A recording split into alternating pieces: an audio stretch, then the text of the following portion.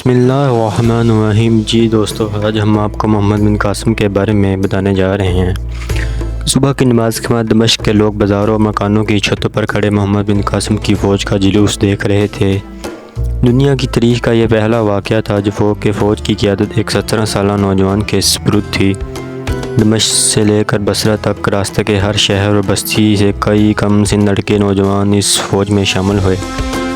کوفہ اور بصرہ میں محمد بن قاسم کی روانگی کی اطلاع مل چکی تھی۔ غیور قوم کی ایک بےکس بیٹی کی فریاد ہر گھر میں پہنچ چکی تھی۔ بصرہ کی عورتوں میں زبیدہ کی تبلیغ کے باعث یہ جذبہ پیدا ہو چکا تھا کہ ناہید کا مسئلہ اب قوم کی ہر بہو بیٹی کا مسئلہ ہے۔ خرابی صحت کے باوجود محمد بن قاسم کی والدہ بصرہ کی معمر عورتوں کی ایک ٹولی کے ساتھ جہاد کی تبلیغ کے لیے محلے کی عورتوں کے پاس پہنچی۔ بصرہ کی تمام امیر و غریب گھرانوں کی لڑکیوں نے اس کی تقلید کی اور مجاہدین کی اعانت کے لیے بصرہ کے بیت المال کو چند دنوں میں سونا چاندی سے بھر دیا۔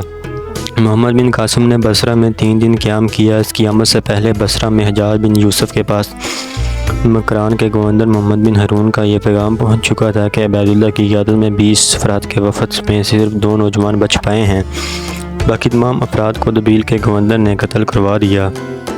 دمشق سے روانگی کے وقت محمد بن قاسم کی فوج کی تعداد 5000 تھی، لیکن جب وہ بصرہ سے روانہ ہوا تو اس کے لشکر کی تعداد 12000 ہو چکی تھی۔ محمد بن قاسم شیراز سے ہوتا ہوا مکران پہنچا۔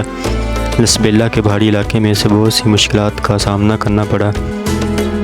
بھیم سنگھ اپنے والد کی مخالفت کے باوجود 20000 فوج کے ساتھ لسبیلا کے سندھی گورنر کی اعانت کے لیے پہنچ چکا تھا۔ مسلمانوں کے پہاڑی علاقے میں داخل ہوتے ہی بھیم سنگھ کے سپاہیوں نے اکا دکا حملے شروع کر دیے۔ 30-40 سپاہیوں کا ایک گروہ اچانک اونچے ٹیلے پر ظاہر ہوتا اور 13 پتھر برسا کر غائب ہو جاتا۔ محمد بن قاسم نے یہ دیکھ کر فوج کے ہر اول دستے کی تعداد میں اضافہ کر دیا، لیکن حملوں کی تعداد میں اضافہ ہوتا گیا۔ رات کے وقت شب خون کے ڈر سے 1/4 فوج کو آس پاس کے ٹیلوں پر قابض ہو کر پہرا دینا پڑا۔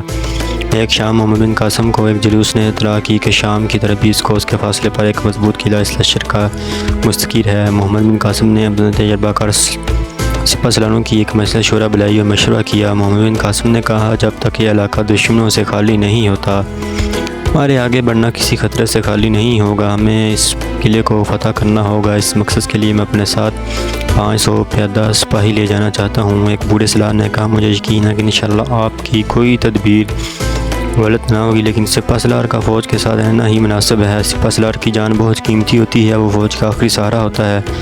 اگر اس خطرناک مہم میں آپ کو کوئی حادثہ پیش آ گیا تو کیا ہوگا؟ محمد بن قاسم نے کہا، قادسیہ کی جنگ میں ایرانیوں کو شکست اس لیے ہوئی کہ انہوں نے اپنی طاقت سے زیادہ رستم سے امیدیں وابستہ کر لی تھیں۔ رستم مارا گیا تو مسلمان کی مٹھی بھر فوج کے مقابلے میں ایرانی فوج باہر نکلی۔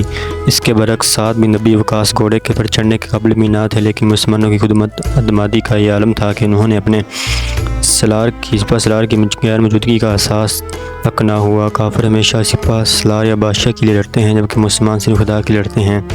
میں دعا کرتا ہوں کہ مجھے حضرت مسنہ بننے کی توفیق دے، جن کی شہادت نے ہر مسلمان کو جذبہ شہادت سے سرشار کر دیا۔